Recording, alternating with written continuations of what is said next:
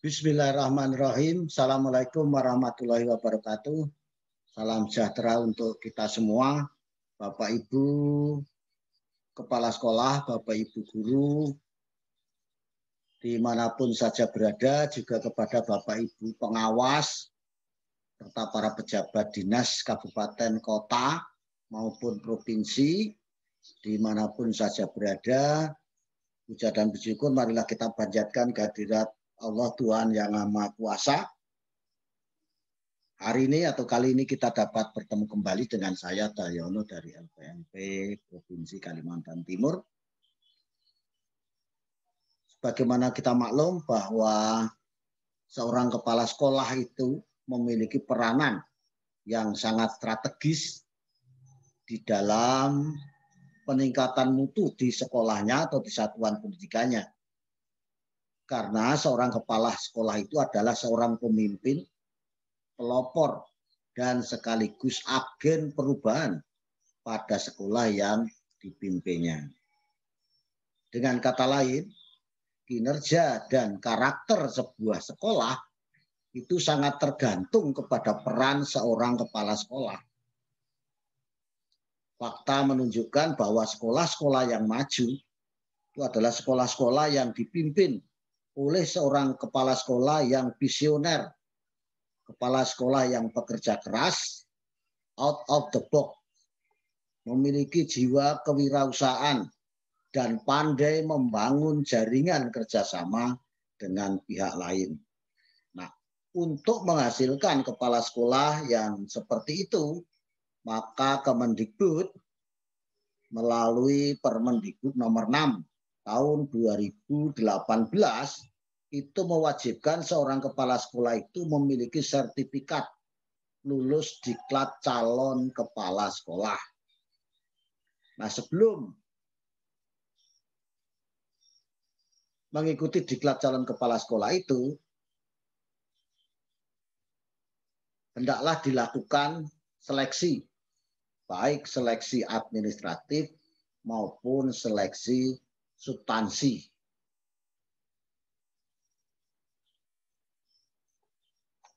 Nah, oleh karena itu Bapak Ibu sekalian, kali ini saya akan menyampaikan terkait dengan seleksi calon kepala sekolah dan juga bagaimana tips agar teman-teman guru yang akan mengikuti seleksi calon kepala sekolah tersebut dapat sukses atau dapat lulus dalam seleksi calon kepala sekolah tersebut sehingga akan berlanjut untuk bisa mengikuti diklat calon kepala sekolah. Nah, untuk menyingkat waktu, izinkan saya share screen Bapak Ibu.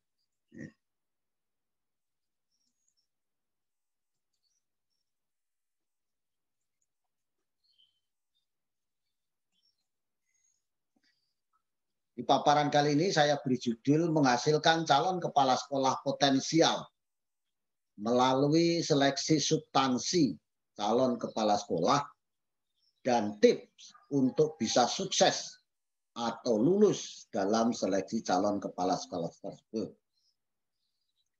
Tulisan ini saya sarikan atau saya ringkaskan dari dua tulisan Bapak Idris Afandi MPD, Widya Iswara atau Widya Prada dari LPMP Provinsi Jawa Barat.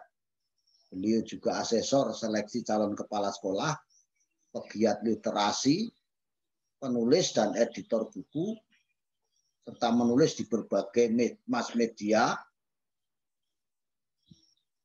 serta beliau adalah seorang pemerhati pendidikan.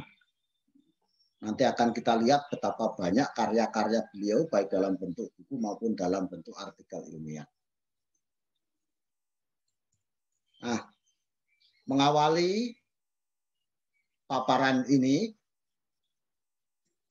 perlu Bapak Ibu ketahui bahwa kepala sekolah itu merupakan ujung tombak di dalam melakukan peningkatan mutu sekolah atau peningkatan mutu satuan pendidikan yang dia pimpin dalam rangka untuk mencapai 8 standar nasional pendidikan. Ditambah lagi bahwa sekolah itu dihadapkan pada tantangan untuk menghasilkan lulusan yang kompeten, kompetitif, dan memiliki karakter yang kuat. Oleh karena itu, maka diperlukan sosok seorang kepala sekolah yang selain dia kompeten, juga memiliki visi, jiwa kepemimpinan, dan kematangan emosional dalam memimpin sebuah sekolah.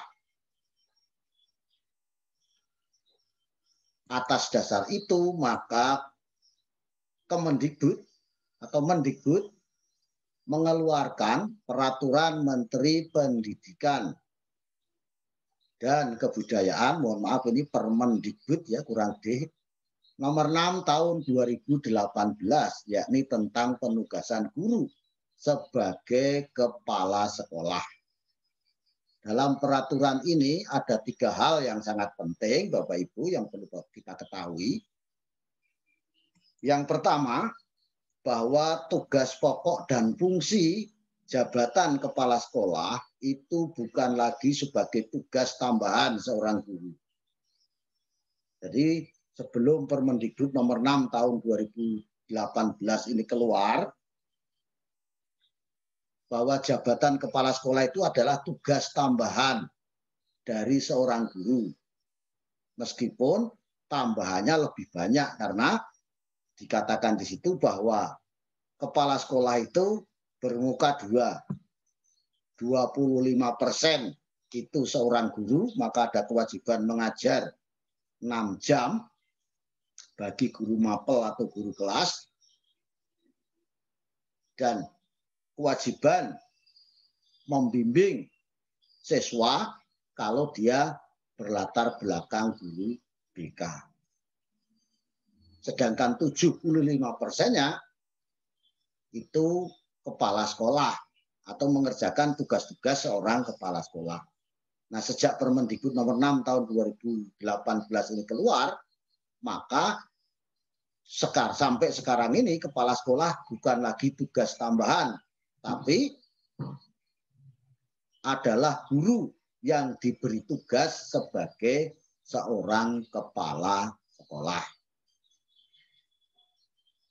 Nah, yang kedua dari Permendikbud ini, bahwa untuk menjadi seorang kepala sekolah itu harus mengikuti pendidikan calon kepala sekolah yang sebelumnya didahului dengan seleksi calon kepala sekolah. Ini bagi kepala sekolah yang sudah diangkat tapi setelah 9 April sejak Permendikbud ini keluar tahun 2018, atau yang akan diangkat setelah tanggal 9 April 2018. Baik itu kepala sekolah negeri maupun kepala sekolah swasta. Baik jenjang TK, SD, SMP, SMA maupun SMK. Terus bagaimana kepala sekolah yang diangkat sebelum tanggal 9 April? Agar juga memiliki atau menjadi sosok kepala sekolah yang selain kompeten juga memiliki visi dan jiwa kepemimpinan dan kematangan emosional dalam memimpin sekolah itu, kepada kepala sekolah yang diangkat sebelum tanggal 9 April tahun 2018 itu diwajibkan mengikuti diklat penguatan kepala sekolah.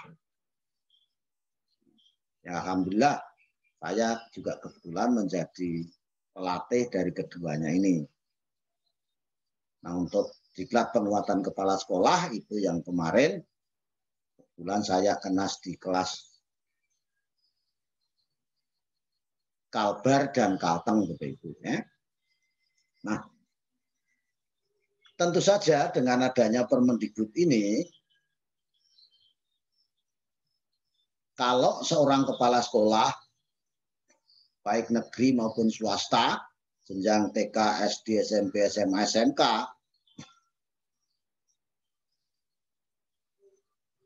yang tidak mengikuti diklat calon kepala sekolah atau tidak memiliki sertifikat calon kepala sekolah, diklat calon kepala sekolah atau diklat penguatan kepala sekolah bagi yang diangkat sebelum 9 April itu ada resikonya, ada dampaknya. Apa dampaknya? Di mana kepala sekolah tersebut tidak berhak menandatangani ijazah dan mempertanggungjawabkan keuangan sekolah. Misalnya dana bos dan dana dari pemerintah lainnya. Makanya kemarin kepala-kepala sekolah yang diangkat sebelum tanggal 9 April, negeri maupun swasta itu, Kemendikbud berusaha untuk menuntaskan. Meskipun tahun ini masih ada perpanjangan karena disinyalir masih ada kepala-kepala sekolah yang diangkat sebelum 9 April sampai tahun 2020 kemarin masih ada yang belum mengikuti diklat penguatan kepala sekolah. Nah, bagi kepala sekolah yang diangkat sesudah tanggal 9 April maupun yang nanti akan diangkat 9 April 2018 wajib hukumnya mengikuti diklat calon kepala sekolah. Tidak cukup dengan mengikuti diklat penguatan kepala sekolah karena waktunya juga sangat jauh, Bapak Ibu, kali 72 jam, di sini 300 jam pelajaran. Dengan peraturan Menteri Pendidikan dan Kebudayaan nomor 6 tahun 2018 ini diharapkan tidak ada lagi pengangkatan kepala sekolah itu yang tidak sesuai prosedur. Pengangkatan kepala sekolah yang tidak memenuhi syarat hanya gara-gara menjadi tim sukses, baik tim sukses pemilihan bupati wali kota, tim sukses pemilihan gubernur, atau karena pendekatannya atau PD, menantu, keponakan, tetangga, teman. Nah, harapannya nanti melalui Permendikbud ini hanya para guru terbaiklah yang bisa diangkat menjadi seorang kepala sekolah. Karena melalui prosedur seleksi dan diklat yang masing-masing tahapan ada lulus dan tidak lulus. Dan nantinya demikian juga hanya para kepala sekolah terbaiklah yang dapat diangkat sebagai pengawas. Karena pengawas pun demikian. Pengawas yang diangkat sebelum tanggal 9 April ya harus mengikuti diklat penguatan pengawas. Sedangkan yang diangkat setelah 9 April sini harus mengikuti diklat calon pengawas yang juga didahului dengan seleksi calon pengawas. Sehingga nanti tidak ada lagi guru pengawas kok sertifikasi menggunakan sertifikat pendidik. Sertifikat pendidik itu untuk sertifikasi seorang guru. Kalau dia seorang kepala sekolah ya sertifikasinya menggunakan sertifikat calon kepala sekolah. Sertifikat pengawas ya sertifikat lulus diklat calon pengawas. Kalau yang diangkat sebelum bulan April, penguatan kepala sekolah dan atau penguatan pengawas kalau dia seorang pengawas. Diharapkan juga nanti tunjangan sertifikasinya juga berbeda. Kalau sekarang ini kan sama, 1 bulan gaji, satu kali pokok gaji. Cuma nanti besarannya berapa ya kita tunggu saja. Aturannya kepala sekolah itu ya syukur-syukur 1,5 pokok lah ya kan. Itu mau kita. Kemudian kalau pengawas itu 2 kali ya. Itu kalau ada duitnya Bapak Ibu ya. Oke ya Bapak Ibu. Nah perlu kita ketahui atau kita sampaikan di sini bagaimana prosedur dan jenis seleksi calon kepala sekolah itu.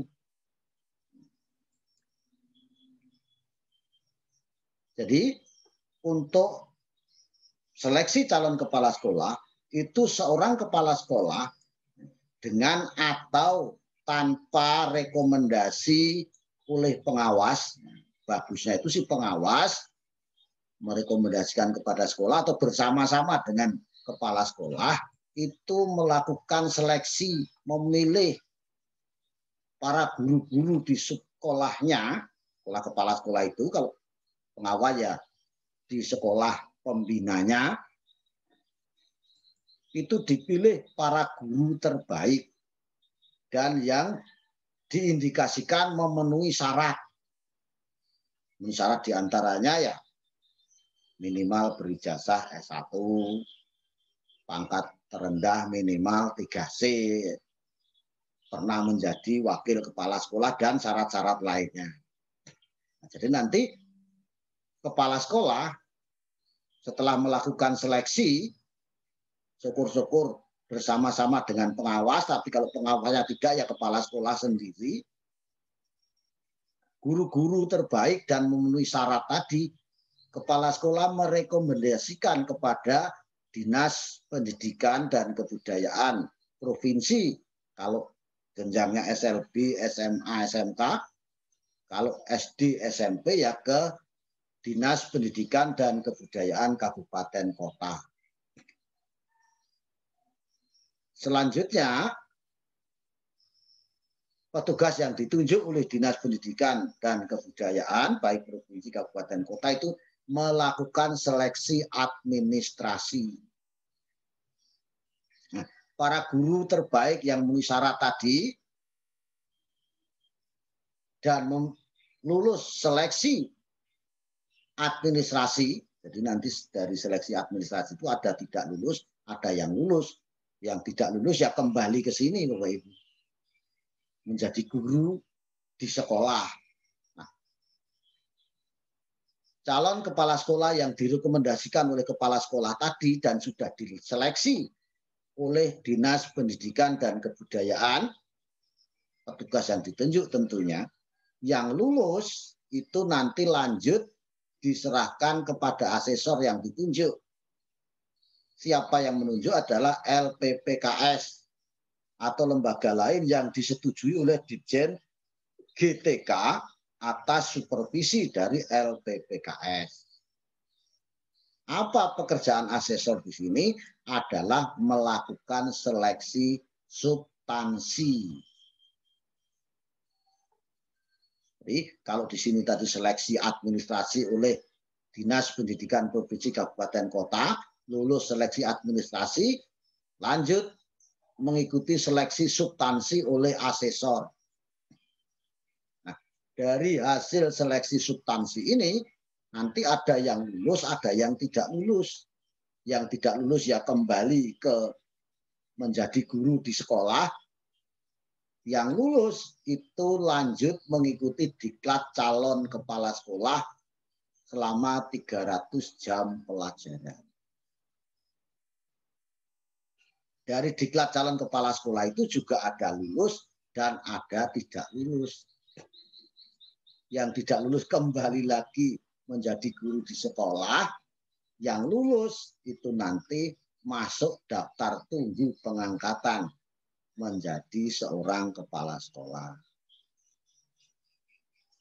Nah, berapa lama tunggunya ya tergantung. Bisa jadi juga nunggu terus sampai pensiun tidak diangkat, ada juga. Tapi harapannya tidak lama-lama lah nunggu ini. Tentunya Dinas Pendidikan Provinsi, Kabupaten, Kota mengadakan seleksi itu sudah diprediksi bahwa sekian bulan atau sekian tahun ke depan kita akan perlu calon kepala sekolah sekian, sehingga mereka masuk daftar tunggu itu tidak terlalu lama. Bapak Ibu. Insya Allah melalui prosedur ini, di mana untuk menjadi seorang kepala sekolah itu berapa kali seleksi Bapak Ibu. Ini sudah diseleksi oleh kepala sekolah dan syukur-syukur dengan pengawas. Kemudian diseleksi lagi di sini, seleksi administrasi oleh petugas yang ditunjuk dari dinas. lulus seleksi administrasi, seleksi lagi substansi. Lulus seleksi substansi baru diklat lagi. Diklat calon kepala sekolah. Di sini pun ada lulus, ada tidak lulus. Kalau tidak lulus ya berarti kembali ke sini sebagai guru di sekolah lagi.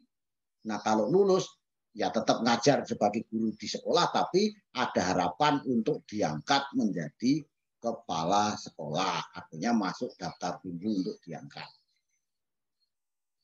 Ya yang tidak lulus ya jangan berharap untuk diangkat Bapak Ibu ya.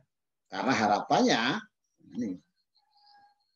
Oleh karena itu, kalau perlu Bapak Ibu kepala sekolah di sekolah itu bersama-sama pengawas itu menyeleksi guru-guru yang terbaik tadi, di samping pendidikannya memenuhi, pangkat dan jabatan memenuhi, diharapkan seorang guru yang direkomendasikan tadi untuk menjadi seorang calon kepala sekolah itu betul-betul dipilih para guru yang pernah terobdati, yaitu menduduki berbagai jabatan wakil kepala sekolah yang berbeda.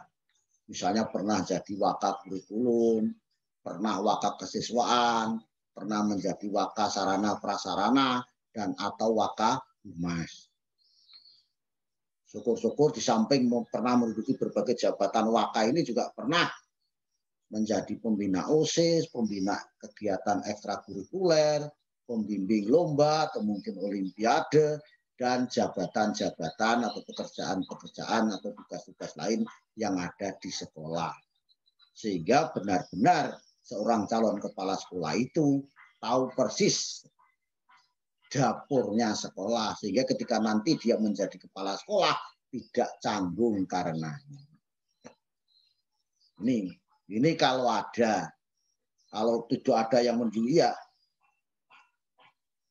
keseluruhan ini ya sekurang-kurangnya menduduki berbagai jabatan. Tidak hanya satu jabatan tertentu, syukur-syukur 2, 3, syukur-syukur lebih dari itu. Ini harapannya Bapak Ibu.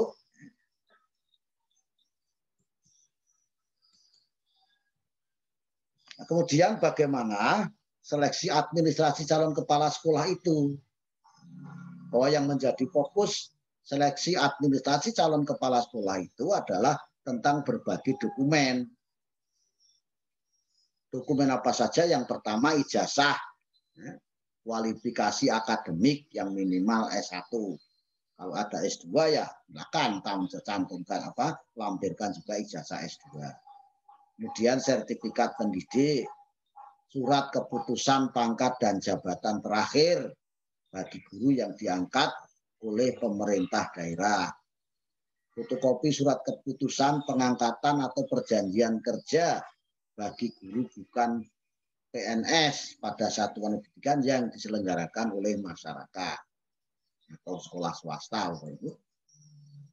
Surat keterangan pengalaman mengajar yang dikeluarkan oleh satuan pendidikan. 6. Fotokopi hasil penilaian prestasi kerja pegawai selama 2 tahun terakhir. Fotokopi SK atau surat keterangan terkait pengalaman manajerial dengan tugas yang relevan dengan fungsi sekolah sebagaimana dimaksud pasal 2 ayat 1 huruf F. Nah, tadi syukur-syukur tadi yang pernah menduduki berbagai jabatan di sekolah. Yang ke-8, surat keterangan sehat jasmani, rohani, dan bebas nafsa yang dikeluarkan oleh rumah sakit pemerintah. Ke-9, surat keterangan tidak pernah dikenakan hukuman disiplin sedang dan atau berat dari atasan atau pejabat yang berwenang.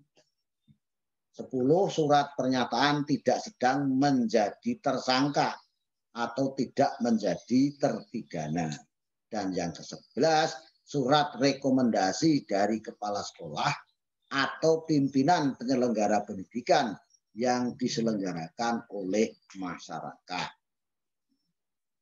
Ini Bapak Ibu seleksi administrasi, ada 11 poin ini. Itu kalau sekolah negeri dan swasta tadi ada beda, tidak semuanya ada 11 ini Bapak Ibu ya.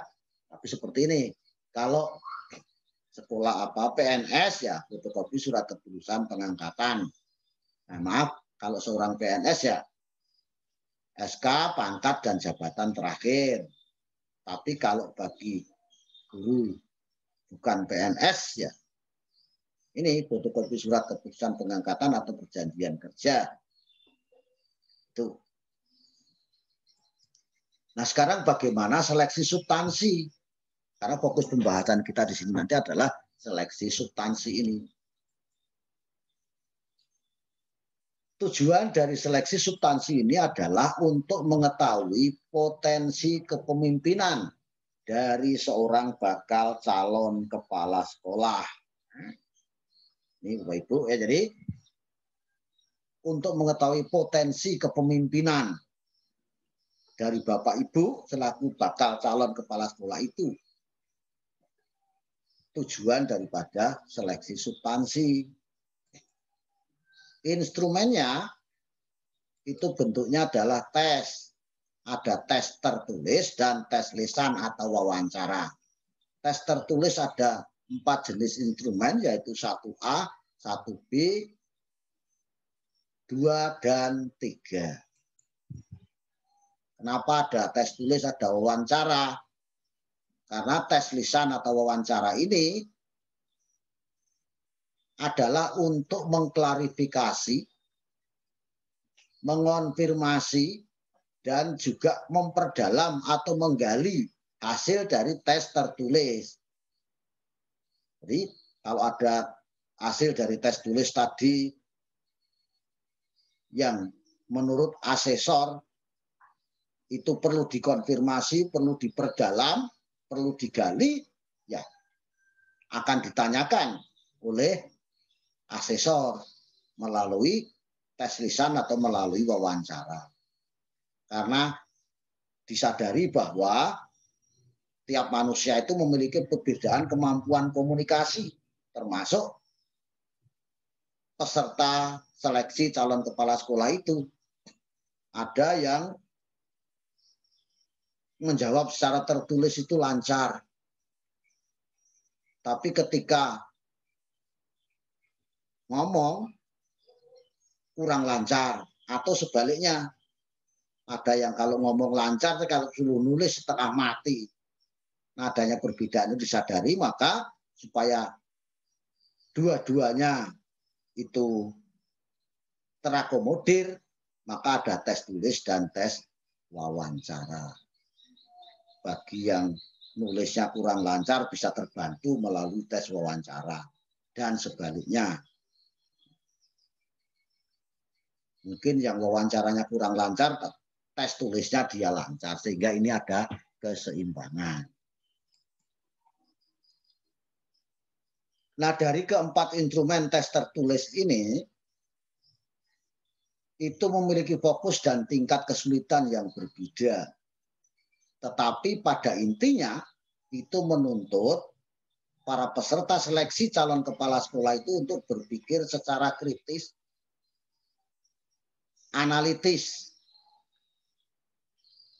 Analitis itu ya logis, masuk akal, dan argumentatif atau disertai alasan yang jelas dan benar. Dan mampu untuk yang pertama mengidentifikasi masalah utama atau masalah yang perlu mendapat prioritas untuk diselesaikan. Menyusun beberapa alternatif penyelesaian masalah.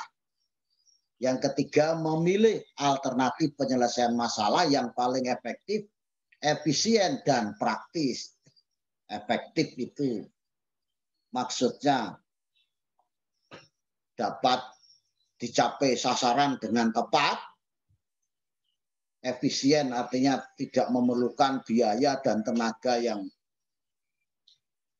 besar atau banyak. Praktis itu maksudnya bisa dilaksanakan.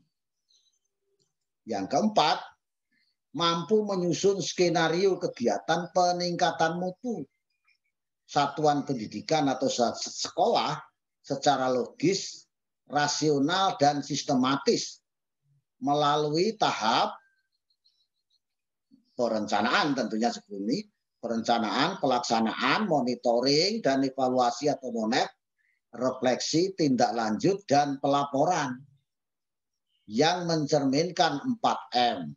Apa itu 4M? Yaitu memengaruhi, menggerakkan, mengembangkan, dan memberdayakan sebagai karakter seorang pemimpin. Ini Bapak Ibu tentang seleksi substansi. Jadi sekali lagi dari instrumen yang 4 ini fokus dan tingkat kesulitannya tentu berbeda-beda. Tetapi intinya menuntut hal yang sama, yaitu menuntut supaya calon kepala sekolah itu untuk bisa berpikir secara kritis, analitis, dan mampu ini 1, 2, 3, 4 mengidentifikasi masalah, masalah utama atau masalah yang perlu mendapat prioritas diselesaikan, menyusun beberapa alternatif penyelesaian, memilih alternatif penyelesaian masalah yang paling efektif atau efisien dan praktis. Yang keempat, menyusun skenario kegiatan peningkatan mutu satuan pendidikan secara logis, rasional, dan sistematis melalui tahap pertama ini perencanaan, sebelum pelaksanaan tentu perencanaan, pelaksanaan, monitoring, dan evaluasi, refleksi, tindak lanjut, dan pelaporan yang mencerminkan 4M, yaitu memengaruhi, menggerakkan, mengembangkan, dan memberdayakan sebagai karakter seorang pemimpin. Tes ini Bapak Ibu bentuk soalnya adalah studi kasus. Oleh karena itu Bapak Ibu kalau menyelesaikan masalah studi kasus ya dalam Bapak Ibu mengerjakan nanti yang digali dari 4 hal ini, kemampuan Bapak Ibu dari 4 hal ini ya harus sesuai dengan kasus yang ada di soal itu. Jangan dasarnya pikiran Bapak Ibu sendiri atau sekolah yang ada di atau kasus yang ada di sekolah Bapak Ibu sendiri.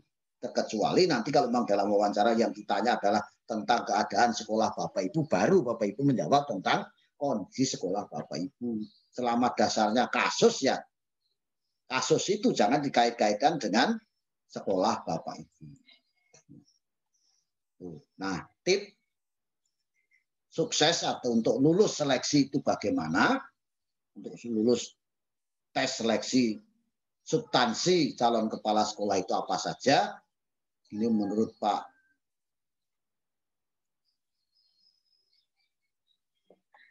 Jadi, setidaknya ada 7 ya Bapak Ibu. Menurut Pak Idris Apandi ini, yang pertama adalah berdoa. Penting Bapak Ibu berdoa. Kita sebagai orang yang beragama, tentu saja menjadi kewajiban kita orang beragama itu untuk berdoa. Memohon kepada Tuhan Yang Maha Kuasa agar Bapak Ibu dapat mengikuti seleksi ini dengan lancar, kemudian dapat menjawab pertanyaan-pertanyaan baik tertulis maupun wawancara dengan benar, sehingga dapat lulus seleksi itu. Mungkin ada pertanyaan, terus kalau berdoa, bagi yang teman-teman yang beragama Islam, kalau berdoanya pakai bahasa Arab, susah Pak. Berdoa tidak harus pakai bahasa Arab. Bisa saja Bapak Ibu berdoa dengan bahasa Bapak Ibu sendiri. Kalau dengan bahasa Indonesia, dengan bahasa daerah, silakan. Yang intinya, ya Allah kami memohon agar dapat mengikuti seleksi calon kepala sekolah dengan lancar, dapat menjawab setiap pertanyaan baik tertulis maupun lisan dengan benar, dan dapat lulus seleksi calon kepala sekolah. Kapan waktunya? Ya kapan saja, Bapak Ibu. Melalui berdoa ini nanti, kalau Bapak Ibu betul-betul sukses lulus, Bapak Ibu tidak menjadi sombong. Karena yakin bahwa hasil itu bukan semata-mata usaha Bapak Ibu, tapi karena ada campur tangan Tuhan karenanya. Dan andaikan gagal atau andaikan tidak sukses, tidak lulus, Bapak Ibu tidak perlu berkecil hati. Belum lulus saat ini, masih ada kesempatan di saat yang akan datang. Karena apa? Kegagalan adalah sukses yang tertunda. Bapak Ibu, maka jangan lupa untuk berdoa. Yang kedua, persiapkan fisik dan mental. Persiapan fisik ya harus dijaga kesehatannya. Selama mengikuti seleksi itu, makan yang bergizi, tidur yang cukup, olahraga yang cukup. Jangan karena saking bersemangatnya mau mengikuti seleksi substantif, lalu belajar tidak kenal waktu, malah sakit kan repot. Juga siapkan mental. Mentalnya harus optimis, harus percaya diri. Tapi juga jangan juga apa-apa yang terlalu berlebihan itu kan juga tidak bagus. Jangan juga terlalu pede. Ya. Karena terlalu pede malah tidak belajar kan juga bisa jadi malah tidak sukses. Ya. Jadi ya harus optimis karena sudah berdoa, sudah berusaha, jaga fisik. Jangan pesimis. Ini yang dimaksud dengan persiapkan fisik dan mental. Yang ketiga, banyak membaca tentang tupoksi kepala sekolah. Meskipun tes substantif itu nanti tidak terkait langsung dengan tupoksi seorang kepala sekolah, tapi setidaknya dengan mengetahui tupoksi kepala sekolah nanti, Bapak Ibu akan terbantu ketika Bapak Ibu menjawab pertanyaan-pertanyaan terkait dengan soal studi kasus yang diajukan dalam tes tertulis maupun ketika diperdalam dalam kegiatan hari berikutnya, itu hari kedua, yaitu melalui wawancara. Karena tes substantif ini 2 hari Bapak Ibu. Hari pertama itu tertulis, hari kedua melalui wawancara atau lisan. Nah, di mana Bapak Ibu membaca tentang tupoksi kepala sekolah ini? Bisa lewat Permendikbud terkait dengan tupoksi kepala sekolah, bisa juga melalui berbagai buku yang membahas tentang tugas pokok dan fungsi seorang kepala sekolah, atau bisa juga melalui berbagai artikel tentang yang menulis tentang tupoksi kepala sekolah. Yang keempat, meningkatkan kemampuan berpikir analitis. Maksudnya argumentatif dan logis. Argumentatif itu disertai dengan alasan yang jelas, logis itu masuk akal. Artinya karena soal tes nanti adalah studi kasus, ya alasannya pun berdasarkan kasus yang ada. Jangan berdasarkan sekedar pikiran Bapak Ibu, tidak ada kaitannya dengan kasus. Terkecuali kalau memang wawancara itu asesor memang menanyakan tentang kondisi sekolah Bapak Ibu, baru jawab dengan kondisi sekolah Bapak Ibu, atau meminta bagaimana menurut pendapat Bapak Ibu, bukan berdasarkan kasus, baru Bapak Ibu menjawab berdasarkan pikiran Bapak Ibu. Ini. Kemudian yang kelima, jawab pertanyaan secara singkat, padat, dan jelas. Jadi jangan juga Bapak Ibu menulis panjang lebar tapi malah tidak tepat. Lebih baik singkat, padat, dan jelas. Kalau itu ditulis tangan, ya tolong tulisannya jangan cowek. Apa cowek? Bisa diwaca dewek, hanya bisa dibaca diri sendiri. Itu akan menyulitkan asesor. Juga jawaban-jawaban yang panjang itu bisa jadi juga menyulitkan asesor untuk melakukan penilaian. Lebih bagus jawaban itu singkat, padat, dan jelas sesuai dengan apa yang ditanyakan. Kalau yang ditanyakan sesuai dengan kasus, ya sesuai dengan kasusnya. Jadi jawaban yang panjang lebar tidak menjamin nilai Bapak mesti bagus. Apalah artinya jawaban panjang lebar tapi tidak benar, tidak tepat. Lebih baik singkat, padat, jelas, dan tepat. Itu yang diharapkan. Nah, untuk bisa menjawab dengan singkat, padat, dan jelas, kemudian dapat berpikir secara analitis ini Bapak Ibu perlu banyak berlatih bagaimana strategi menyelesaikan soal studi kasus, dan juga perlu berlatih bagaimana Bapak Ibu membaca dengan cepat dan tepat. Karena waktu juga terbatas. Jadi Bapak Ibu menjawab soal-soal tadi baik secara tertulis maupun lisan itu dibatasi oleh waktu. Maka Bapak Ibu perlu berlatih menyelesaikan soal-soal studi kasus. Kemudian jawab pertanyaan wawancara secara argumentatif. Argumentatif itu disertai dengan alasan yang jelas dan tepat.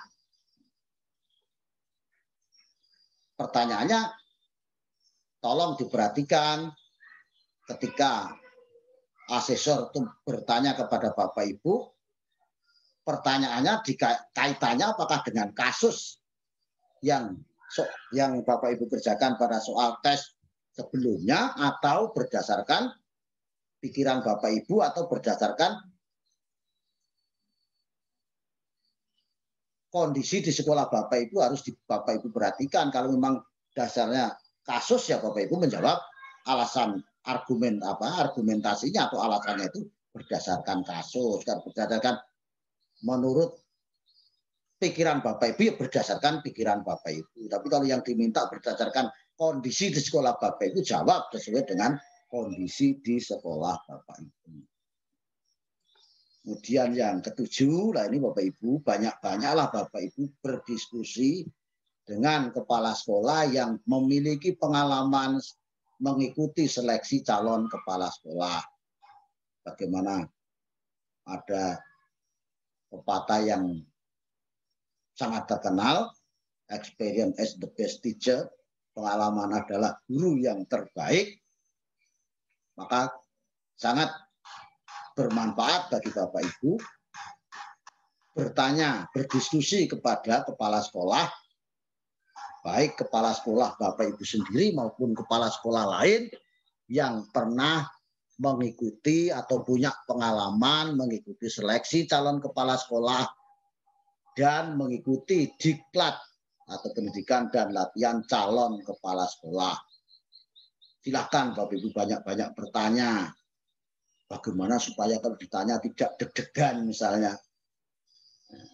Bisa jadi soal-soalnya itu berbeda, tapi setidaknya strateginya, pengalamannya, itu Bapak Ibu bisa menggali dari kepala sekolah yang pernah mengikuti ini.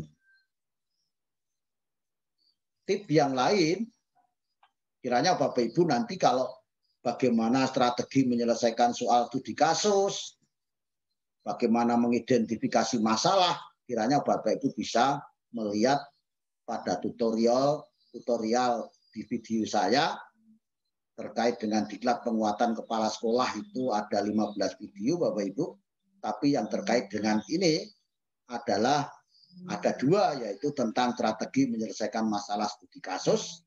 Ini linknya. Atau ini. Nah, kalau terkait dengan khusus pengembangan sekolah, itu di situ ada 10 video Bapak Ibu. Nah, terutama yang mengidentifikasi masalah pembelajaran.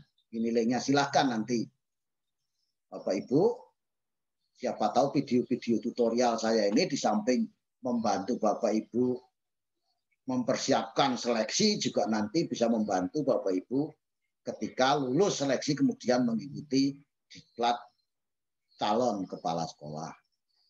Atau bisa juga Bapak Ibu membaca buku terkait dengan kepala sekolah atau tupoksi kepala sekolah atau buku-buku terkait dengan pendidikan. Yang kebetulan Bapak Idris Apandi ini membuat yang terkait dengan kepala sekolah itu ada 2 buku Bapak Ibu. Yang pertama adalah Kepala Sekolah Kreatif dan Inovatif di Era Revolusi Industri 4.0 dan Sekolah Kaizen. Ini sebuah praktek baik atau best practice. Bapak Ibu kiranya nanti bisa belajar dari buku ini. Nah, tentu kalau Bapak Ibu ingin memiliki, bahkan ini tidak hanya untuk calon kepala sekolah, Bapak Ibu yang sudah menjadi kepala sekolah, kiranya buku-buku ini sangat bermanfaat. Nah, bagi yang ingin pesan, ini Bapak Ibu silakan difoto kalau ada yang ingin pesan, yaitu ke nomor 0878 2163 7667. Atau Pak Idris Apandi itu banyak sekali tulisan-tulisannya Bapak Ibu ya. Nah, kalau bagaimana tentang isi kedua buku ini resensi buku yang pertama Bapak Ibu. Silakan, tidak akan saya bacakan.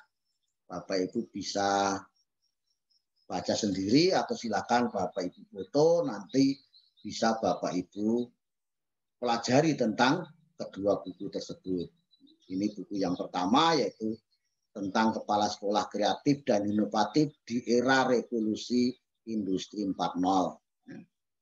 Ini yang dibahas ya. Sama kalau Bapak Ibu mau pesan sama ya, ini tadi nomor pesanannya, nomor pemesanan. Kemudian di buku yang kedua yang judulnya adalah Sekolah Kaizen, juga ditulis oleh Bapak Idris Apandi tadi. Ini yang di ukuran bukunya adalah best practice ya Bapak Ibu. Ini bagian 1. Ini ada 5 bagian ya Bapak Ibu.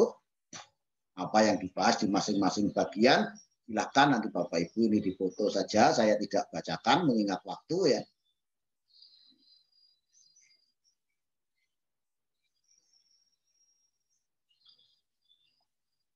Sama kalau ini, kalau nomor pesannya tadi sama ya Bapak Ibu. Bahkan Bapak Idris Apandi itu tidak hanya menulis 2 buku ini, Bapak Ibu, sudah 44 buku yang beliau tulis. Ini, ya. Saya tidak bacakan ya Bapak Ibu. Silakan Bapak Ibu baca sendiri atau Bapak Ibu foto. Betul-betul beliau masih relatif muda, banyak yang sudah ditulis, mudah-mudahan beliau tetap bersemangat untuk menulis dan bisa berbagi ilmu melalui tulisan. Saya yang sudah agak tua begini biarlah sementara lewat YouTube ini saja ya Bapak Ibu. Tapi saya juga ada keinginan nanti untuk menulis, hanya sampai sekarang masih belum kesampaian. Mudah-mudahan saya juga ketularan Pak Idris ya Pak Idris, amin. Ya, ini ada Mukidi, Kabayan dan Kita, diterbitkan oleh Samudra Biru Yogyakarta Bapak Ibu. Silakan nanti Bapak Ibu bisa difoto ini, dan kalau pesan sama tadi ya, bukan lewat saya tapi kepada beliau langsung. Ini ada 44 buku ya Bapak Ibu. Bahkan selain menulis buku, beliau itu sudah menulis sampai saat ini sebanyak 923 tulisan ilmiah di berbagai media, ada jurnal atau media, ada koran, majalah, web, dan blog.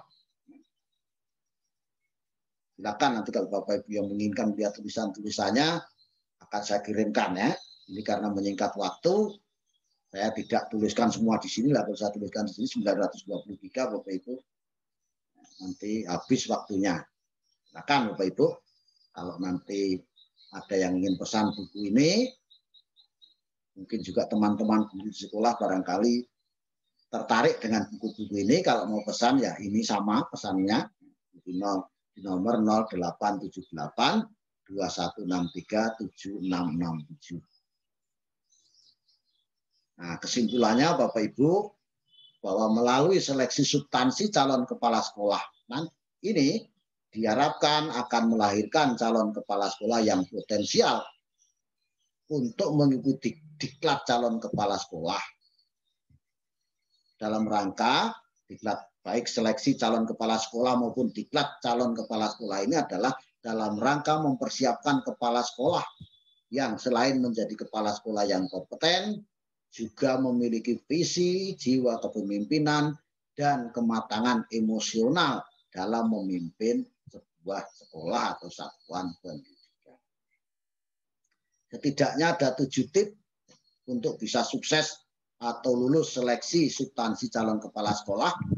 Yang pertama adalah berdoa, mempersiapkan fisik dan mental, banyak membaca tentang tupoksi kepala sekolah, meningkatkan kemampuan berpikir analitis, logis, argumentatif. Kalau memang soalnya studi kasus ya sesuai dengan kasusnya. Kemudian jawab pertanyaan secara singkat, padat, dan jelas. Jawaban tidak tergantung panjang lebarnya jawaban Bapak Ibu, tapi lebih baik jawaban itu singkat, padat, dan jelas daripada jawaban panjang lebar tapi tidak nyambung, kan malah menyulitkan asesor. Nah, kalau melihat tulisan saja sudah asesor itu kurang, sudah gimana gitu, bisa jadi juga nilainya juga gimana gitu loh. Nih Bapak Ibu ya sama juga Bapak Ibu sebagai guru kalau melihat jawaban anak itu panjang lebar tapi caka sembung kan juga nilainya juga tidak mungkin akan bagus ya Bapak Ibu. Kemudian jawab pertanyaan wawancara secara argumentatif, disertai alasan yang jelas dan tepat. Kemudian berdiskusilah dengan kepala sekolah yang sudah memiliki pengalaman mengikuti seleksi calon kepala sekolah dan mengikuti diklat calon kepala sekolah.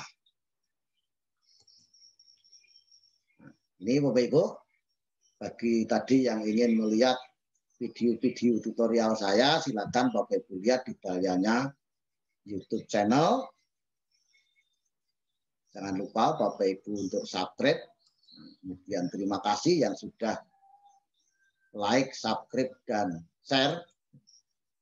Bisa jadi yang belum masih kita tunggu.